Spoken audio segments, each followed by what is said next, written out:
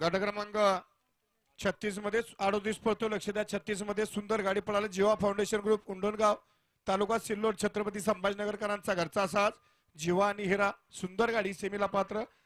38 पळतोय. दोघात लढत आहे, पण पलीकडं सूरजने या ठिकाणी बाजी मारली.